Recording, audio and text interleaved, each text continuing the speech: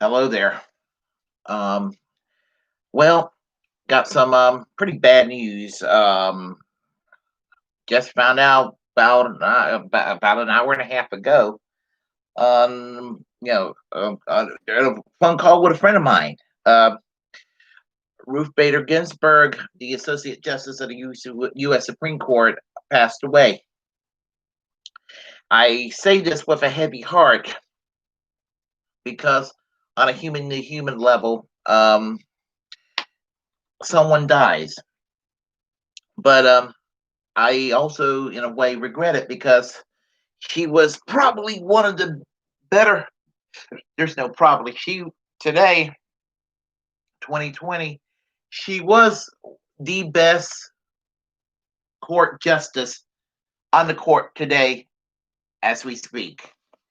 Um, while she did not serve in the U.S. Supreme Court during the days of Earl Warren, Chief Justice Earl Warren, she is basically a reminder of that era when you had court justices who interpret the Constitution in a way that expand civil liberties, individual freedoms, free expressions, right to privacy, all the things that the right wing abhors. Because I mean, you want to get the right wing triggered, especially if they're knowledgeable about American history in the latter half of the 20th century. Someone like Earl Warren, who was a Republican, is hated by the right wing. Since the days of Reagan, they were been trying to reverse the court away from the Earl Warren um, decision makings that took place. And it's, as I said, her death presents a problem for those that are concerned about individual rights, free expressions, racial equality, women's rights, LGBTQ rights, privacy rights, all across the board. Um, as I said, she was the Associate Justice in the U.S. Supreme Court, appointed in 1993 by President Bill Clinton. One of the better decisions he made while he was president. Um, she was the court's most liberal justice, and she fought, for racial equality, women's rights, LGBTQ equality, civil liberties, First Amendment, as I said earlier. In her early life, she was born in 1933 in Brooklyn, New York. Um, Jewish immigrant parents. Um, she eventually uh, taught law at Rutgers and Columbia University, breaking barriers because back in those days, to try to make it in the world as a female when equality was really considered something outrageous back then, and the fact that she was Jewish, which there was polite discrimination against Jewish people during those years. Um, it was She broke those barriers. She ended up working with the ACLU, working on many of their causes that the ACLU would be known for over the years. In 1980, President Jimmy Carter appointed her to the Court of Appeals. And as I said, in 1993, she became a U.S. Supreme Court Associate Justice. Um, Funny thing is, while she was one of the court's notorious liberal justices, um, Anthony Scalia, who is considered one of the court's more conservative justices, where they were polar ideological opposites. And whatever anybody thinks of Anthony Scalia, I obviously disagree with much of his politics. Um, he was a great mind, a great scholar, legal scholar. So was Ruth Bader Ginsburg. They both recognized each other's greatness, even though they didn't agree with each other. Um, they actually had mutual respect, and so during the days of Obama, when Anthony Scalia died, there were some conspiracy theories claiming that Obama did him in and murdered him, which that's just absolutely crazy because there's no way that happened. Just another conspiracy theory. But Obama tried to replace the justice with a bland centrist piece of garbage like Merrick Garland.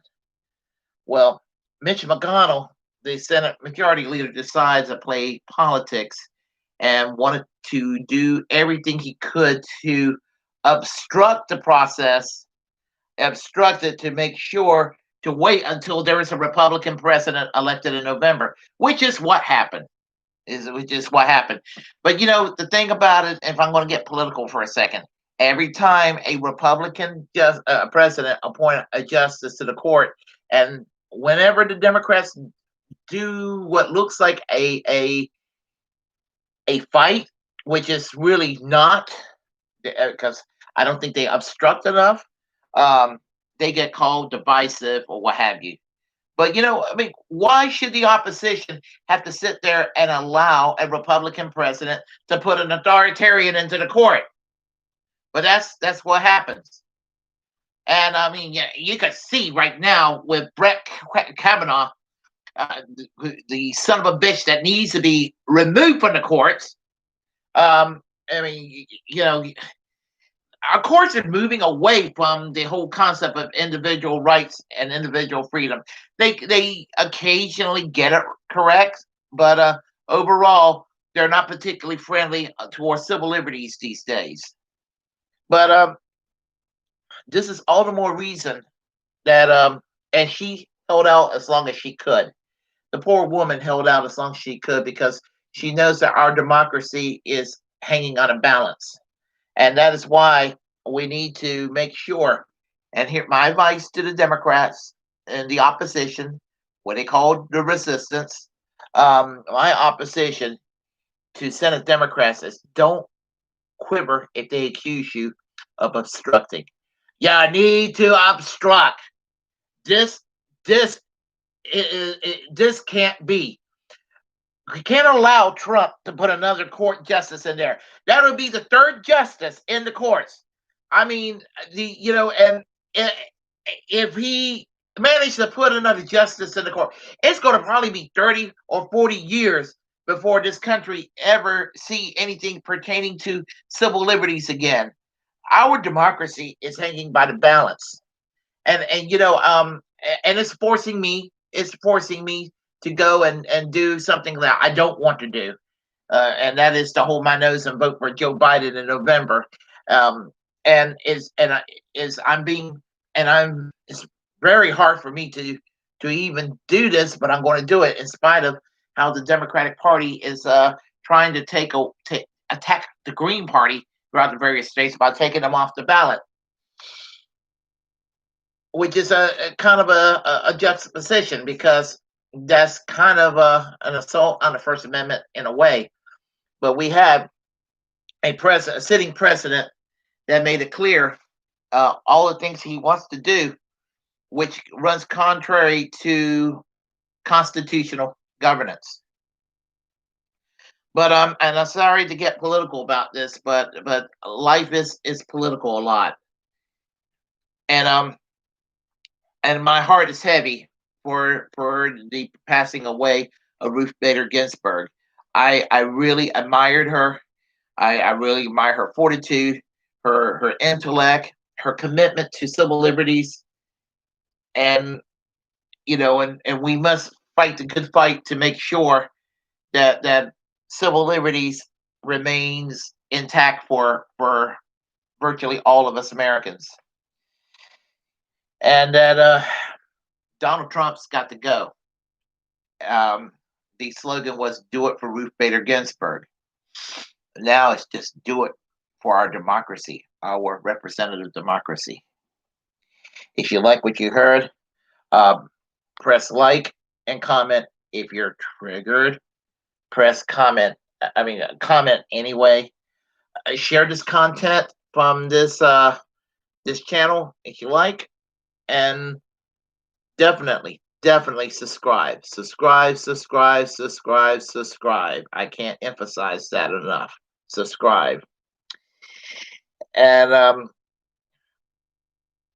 if you is as a First Amendment absolutist, it is my duty to tell each and every one if you're passionate about something and you got a platform, please utilize it because we're all the muckrakers of our time. So comment, like, subscribe, share content, do what you can to promote freedom of speech, and subscribe above all else. Make this channel grow. And I'm also going to add in a side note that the URL that I have right now that I acquired recently will remain. It will remain youtube.com/social democracy /. That's not going to change.